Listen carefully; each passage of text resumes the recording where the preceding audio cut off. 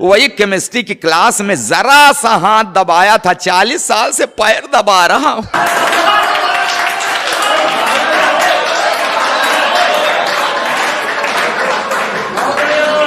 अपनी तरह का एक ऐसा कवि इलाहाबाद से हमारे बीच में आए हैं जिनकी शैली, शिल्प, बात करने का लहजा अपने आप में एक विशिष्ट है। राधेश्याम भारती इलाहाबाद से हमारे बीच में है। जोरदार तालियां बजाकर आमंत्रित करिए।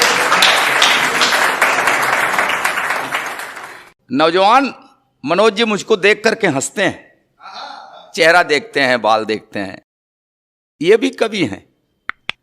तो उन नौजवानों से मैंने कहा कि भाई वक्त है जिसने तुम्हें यूं रूपवंती कर दिया। ये सब वक्त का खेल है। वक्त है जिसने तुम्हें यूं रूपवंती कर दिया, लेकिन याद रखना जाने कितनों को इसी ने किंवदंती कर दिया। ये वक्त है, ये वक्त है जिसने तुम्हें यूं रूपवंती कर दिया, जाने कितनों को इसी ने किंवदंती कर दिया। देखकर मुझको हंसो मत, मैं भी गब्बर था कभी, वक्त ने गब्बर से मुझको अब बसंती कर दी। मैं बड़ा होनहार था। हाँ, मुझको देखकर मेरी अम्मा, चाची, बुआ, मामी, मौसी सब यही कहती, देखो देखो इसकी आंख मुझ पर गई है। कोई कहती देखो इसकी नाक मुझ पर गई, कोई कहती देखो इसके होठ मुझ पर गए हैं, कोई कहती हंसी, सब यही कहती ये मुझ पर गया है, ये मुझ पर गया है, ये मुझ पर। वो तो बाद में मेरे गजब के कारनामों को देख के सब पलटी मार गई। कहने लगी हराम ज्यादा पता नहीं किस पर गया है। मैं बिगड़ न जाऊं इसलिए मेरे बाप ने मुझको गांव वाले सरकारी प्राइमरी स्कूल में नहीं पढ़ाया। हाँ, मेरा एडमिशन एक अच्छे प्राइवेट स्कूल में कराया। पिताजी का ये अच्छा विचार था, मगर मैं भी होनहार था। उस अच्छे स्कूल की अच्छी पढ़ाई भी मेरा कुछ नहीं बिगाड़ पाई। मैं वहां भी अति प्रसन्न, 5वीं तक पहुंचते पहुंचते सर्वगुण संपन्न, पढ़ाई लिखाई छोड़कर हर विषय का विशेषज्ञ। फिर मेरे बाप ने घर पर 50 रुपए महीने का ट्यूटर लगा दिया। वो ट्यूटर मुझको 5 रुपए की पढ़ाता था, 45 की ठुकाई करता था। अच्छा, मेरे ठुकाई कार्यक्रम में मेरे पिताजी भी रेगुलर सहयोग करते थे। कभी कभी फूफा, मामा, मौसा जी भी अपना कीमती वक्त देते थे। मैं शाम को पढ़ता जरूर, फिर पिटता जरूर, फिर रोता जरूर। जिस रोज नहीं सुनते मेरा रोना, मोहल्ले वाले आके पूछते आज बबुआ की तबीयत खराब है का? जिस बार मैं पास हो जाता था तो पिताजी बाजार की किसी दुकान से मुझको नए जूते दिलवाते थे। हाँ, जिस बार फेल हो जाता तो खुद देते थे। इसी तरह बाल लीलाएं दिखाते हुए मैं इंटरमीडिएट में पहुंच गया। तो मेरे बाप ने मुझको नई मोटरसाइकिल दिलवा दी कि मैं ठीक समय पर विद्यालय पहुंच जाऊं। मैं ठीक समय पर पता नहीं कहां कहां पहुंच गया। फिर एक दिन ठीक समय पर पुलिस पहुंच गई। फिर मैं ठीक जगह पर पहुंच गया। फिलहाल 6 महीने के बाद तिहाड़ की तीर्थ यात्रा करके वापस लौटा। तो मेरे बाप ने कहा कि ऐसा कर, तेरे अंदर सभी लक्षण आ गए हैं, अब तू कवि बन जा। तो आपने सुना है ना कि वियोगी होगा पहला कवि, आह से निकला होगा गान। आह से कविता निकलती है, और आह कब निकलती है? जब पढ़ती है। हाँ, तो जिस पर जैसी पड़ी रहती है वैसी उस कवि की कविता रहती है। हाँ, जिन्हें बीबी ने पीटा करुण रस में गुनगुना गए, पिटे जो प्रेमिका से वो सभी श्रृंगार गाते हैं। जिन्हें पब्लिक ने पीटा बन गए वो वीर रस के कवि, जो थाने में पिटे हैं हास्य की कविता सुना। गृहस्थी को हमने जंजाल कहा है हमारे मनीषियों ने, वाकई जंजाल है। हाँ, हम ही लोग जानते हैं वो दर्द। रोज नया एक जख्म, जख्म भरने भी नहीं देती, कान पकड़ती मन का कुछ करने भी नहीं देती। ये मात्र शक्तियां हैं मेरे सामने, इसलिए मैं चाहूंगा कि ध्यान देंगे। हाँ हाँ, कि रोज नया एक जख्म, जख्म भरने भी नहीं देती, कान पकड़ती, मन का कुछ करने भी नहीं देती। कितनी व्यवस्था है फरमाइश पर फरमाइश, जीने नहीं देती है और करवा चौथ का व्रत रखकर मरने भी नहीं देती।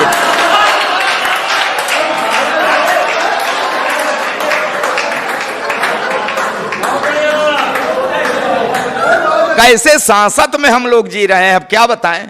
जो भी सरकार आती है साहब, शासन प्रशासन हमारा जो भी, सब महिलाओं के पक्ष में ही कोई न कोई बना देते हैं।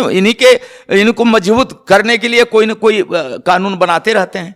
मर्दों की ऐसी तैसी कर रहते हैं। और हमारे एक कवि ने तो यहां तक लिख दिया कि अबला जीवन हाय तेरी क्या यही कहानी, आंचल में है दूध और मथुर शरण गुप्त जी वो कह रहे हैं कि अबला जीवन हाय तेरी क्या यही कहानी, आंचल में है दूध और आंखों में पानी। इसका मतलब कि नारी का जीवन और कुछ नहीं, सिर्फ व्यथा। अच्छा, तो क्या मस्ती है पुरुष जीवन की कथा? नारी ने दुख पाया, इसका मतलब पुरुष ने सताया, खाक सताया। मैं तो कसम खा रहा हूं मैंने नहीं सताया, मैंने साहब नहीं अरे मैं क्या सताता, मैं खुद ही सताया जा रहा हूं। वही केमिस्ट्री की क्लास में जरा सा हाथ दबाया था, 40 साल से पैर दबा रहा हूं।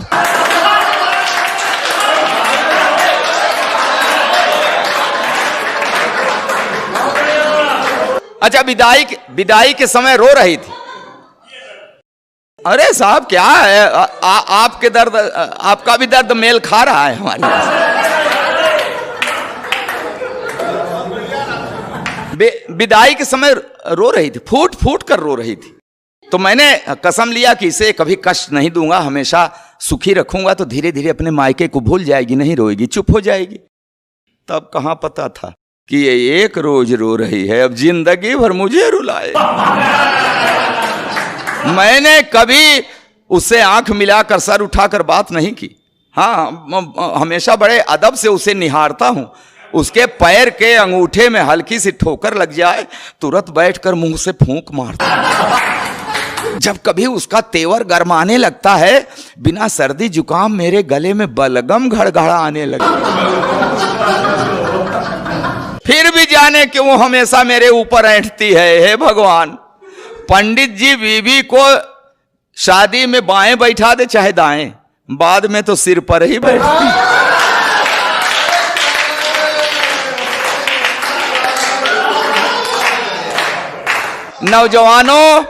नौजवानों सुन लेना, ये जवानी की सारी मस्ती छूट जाती है। आई लव यू की क्लच प्लेट टूट जाती है। करो पढ़ी लिखी है, तब से लेकर आज तक हर रोज सवेरे रामायण पढ़ती है, दिन भर महाभारत करती है। जब जब बाजार गई उसे साड़ी का वही रंग पसंद आया जिसने मेरे चेहरे का रंग उड़ाया। चोरी करूं, बेईमानी करूं, कहीं से लाऊं, ला कर रख दूं हाथ पर गड्डी, तो चाहकने लगती है। प्यार का ओवरफ्लो, सैया सैया की जगह भैया भैया कहने लगे। अच्छा, जिस दिन नहीं पाती पैसा, ऐसी नजरों से देखती है जैसे चबा जाएगी कच्चा। कहती है ऐसे निकम्मे पति से तो प्रेत अच्छा। मैं खाते वक्त अक्सर अचार मांगता हूं, अब क्या करूं। जब देखता हूं कि उसकी भौं तनी है, हिम्मत ही नहीं पड़ती कह दूं कि सब्जी ठीक नहीं बनी है। एक दिन रोटी कड़ी थी, मेरे 2 दांत टूट गए। नहीं, रोटी कड़ी थी, उसके खाने से नहीं टूटे, कह दिया था कड़ी है।